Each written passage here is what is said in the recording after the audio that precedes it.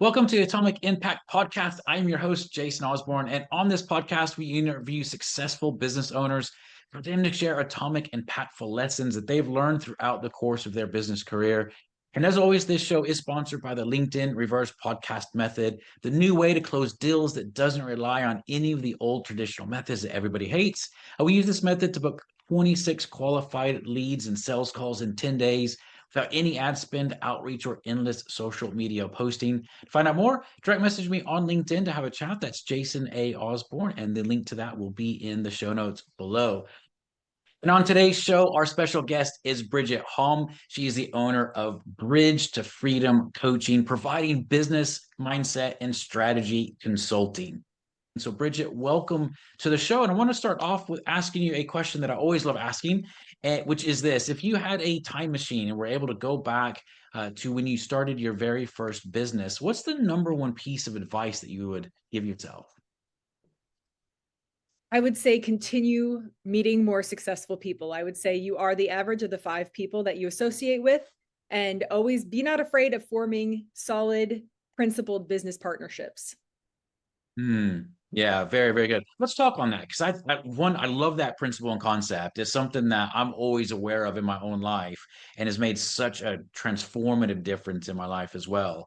Um, for some people may have never heard that, which sometimes I wonder how do people not hear about that concept, but they don't. So could you explain a little bit more? And then what are some of the challenges or barriers that people have on, well, how do I find these people? How do I level up in my network and things like that?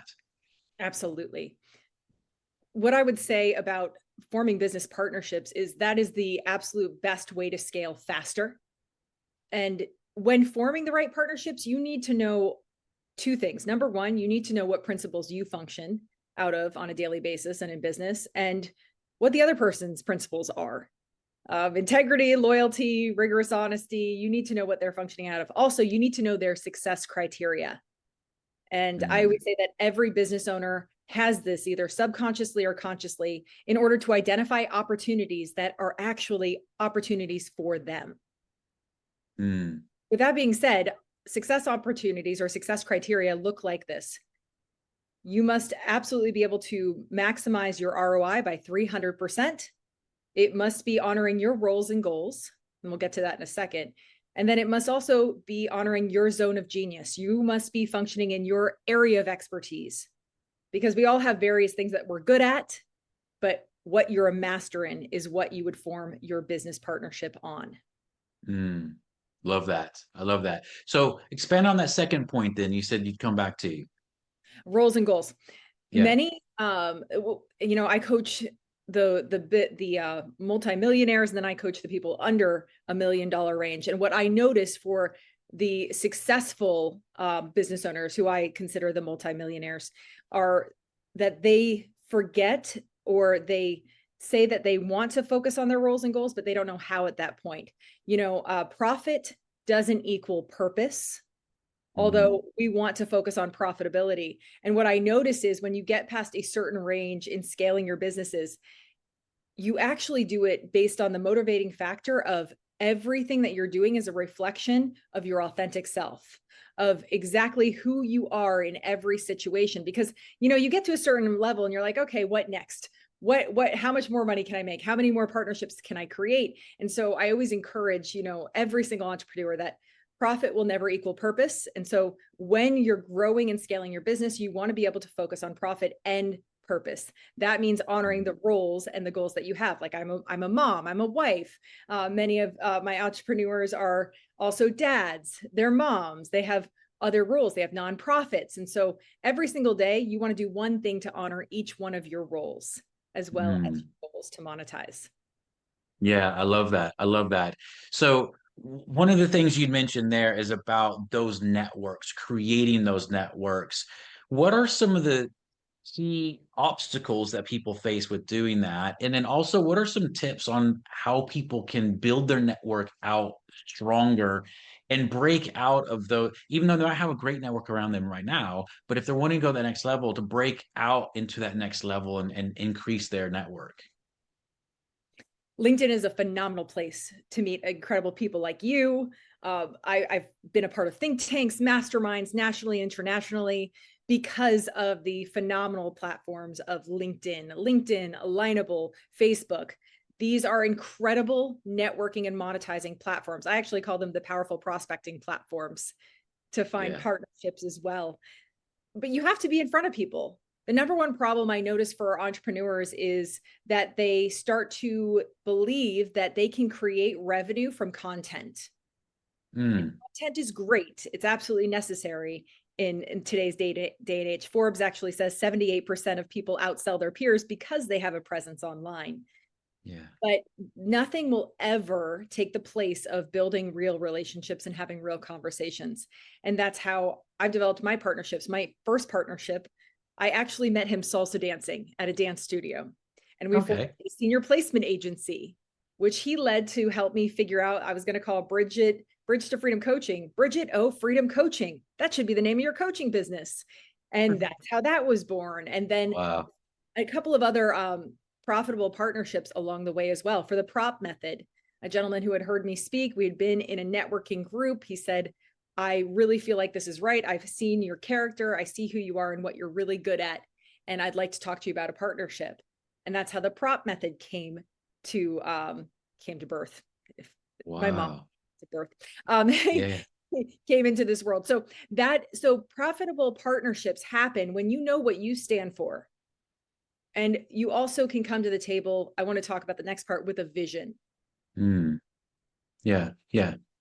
With sales, you always have to sales means serving others with solutions. And you always have to bring a vision to your prospect of what more and better looks like.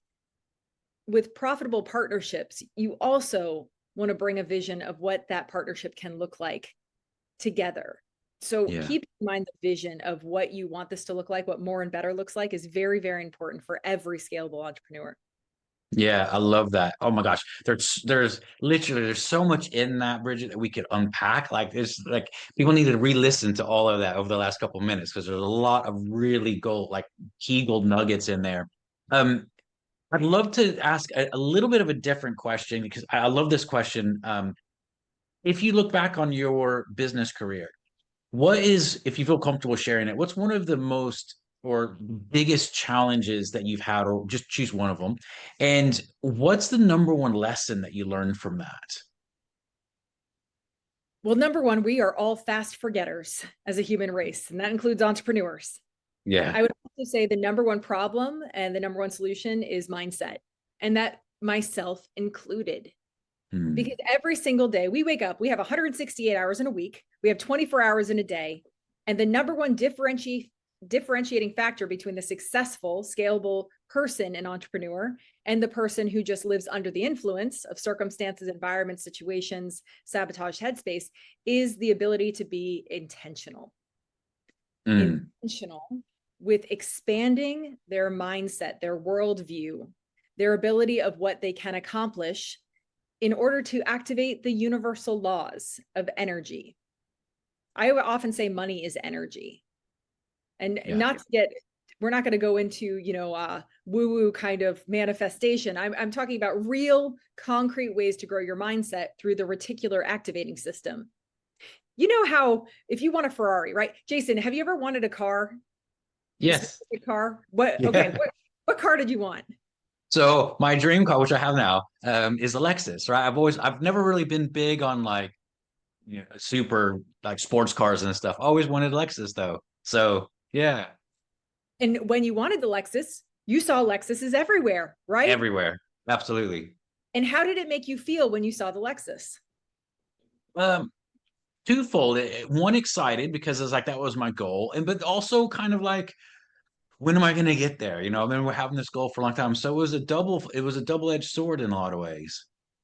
I love that you said that because that is how the successful, scalable entrepreneur's mindset is.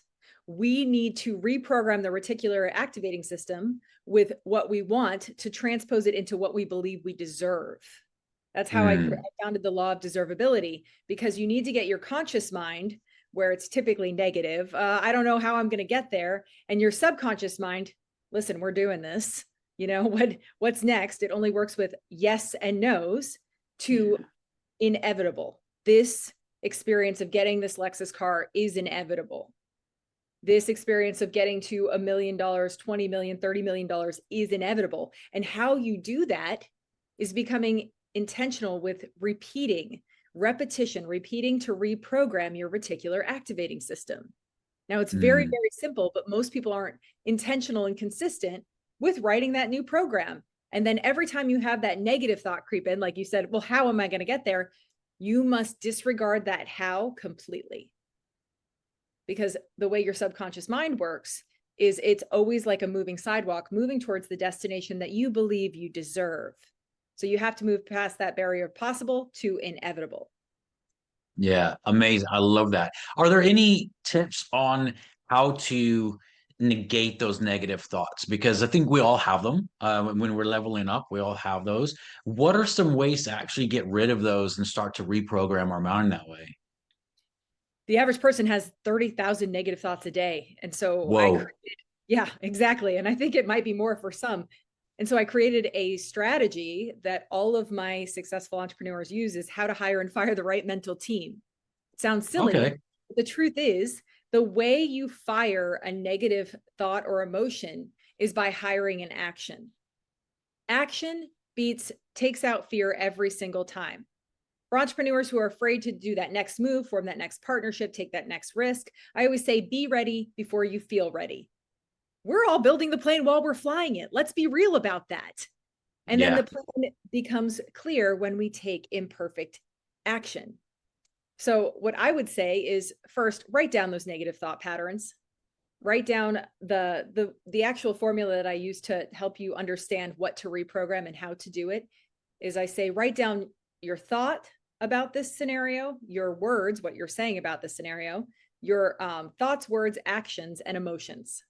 So what are you feeling about the scenario and what are you doing about it? And then flip the script.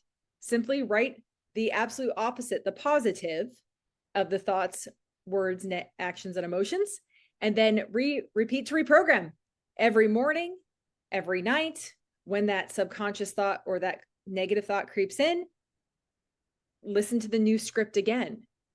And it is this simple to reprogram to get to a different destination of your choosing, for scaling, for monetizing, for having an incredibly different life, for getting a Lexus or whatever car you want. I love Lexuses. Whatever you want, we are not taught that we can take ownership of our headspace. Say you're not responsible for your first thought. You are responsible for your second thought and your first action. I love that. Oh gosh. Okay. Wow. Literally, I could talk about this all day long. I love this sort of stuff. So, with where you're going in your business, another question I love to ask, Bridget, is over the next 2 to 3 years, what are your goals? What are you wanting to achieve? I'm doing more motivational speaking, and that's just what keeps coming in. And I'm very much enjoying that. My boys are in travel soccer, so they're my number one priority. So I love to do local in Florida, and I'll do occasional out of town trips a couple times a year. Fully launching the prop method. I'm going to be launching another book on emotional intelligence and communication strategies. The prop is going to be launched internationally. The prop method, we're going to be equipping prop consultants within each company, making 10 million to 300 million, getting their leaders and teams on the same page with how they problem solve and how they address opportunities. And so that is the next big move with helping corporations to be more emotionally intelligent and problem solve more effectively. And as for my entrepreneurial programs and all the entrepreneurs I get to work with, I always say, you always want to be problem aware and solution seeking. That's the number one mindset to have. And that is something that I love. So continuing to equip entrepreneurs with the mindset, skill set, and scale set for that 7-8-figure growth and above. Yeah, I love that. I love that. Say that again, Bridget. Problem aware and solution seeking. Is that what you said? Absolutely. Problem aware Yeah. and solution seeking. Yeah, I love it. I love it. That's absolutely phenomenal. Well, for people that want to get in touch with you or learn more about you, what's the best place for them to do that? Please find me on LinkedIn. Feel free to reach out and say hello. If you grabbed a golden nugget from our time together today, please let me know. I would love to hear about it. And if I can equip you or inspire you, educate you, or empower you based on your journey to monetize or hire and fire the right mental team, reach out to me at bridgethom.me. That's amazing. Wonderful. Thank you so much for being on the show, Bridget. So many gold nuggets in there. I would encourage everyone to listen to this a few times because there's a lot of stuff in there I wanted to unpack, but obviously because of the time we run these in, we just can't. But as a reminder for everyone, this show is sponsored by the LinkedIn Reverse Podcast Method, the new way to close deals that doesn't rely on any of the old traditional methods that everybody hates. To find out more, direct message me on LinkedIn to have a chat. That's Jason A. Osborn, and that will be in the show notes below.